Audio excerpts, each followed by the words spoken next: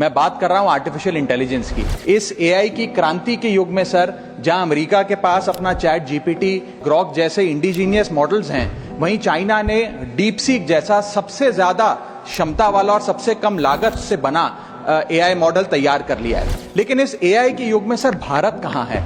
क्या भारत इस युग में पिछड़ता जा रहा है? क्या भारत अपना जनरेटिव एआई मॉडल नहीं बना पाएगा?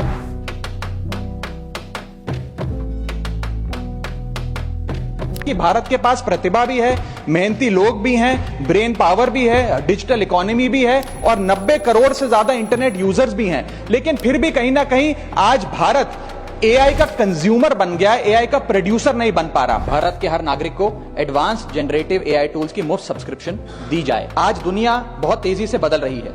इस बदलती हुई दुनिया में एआई सिर्फ एक टेक्नोलॉजी नहीं बल्कि एक अपॉर्चुनिटी है, आगे बढ़ने की, सपने देखने की और उन्हें पूरा करने की।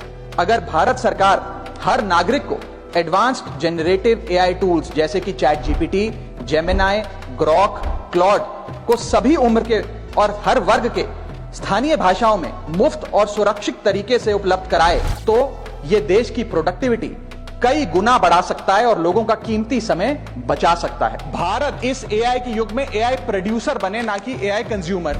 इसके लिए सर कई कदम उठाने होंगे। सबसे पहले हमें इंडिजीनियस चिप मैन्युफैक्चरिंग भारत में इजाद करनी होगी। इसी के साथ साथ सर हमें एक डेडिकेटेड एआई इंफ्रा फंड तैयार करना होगा।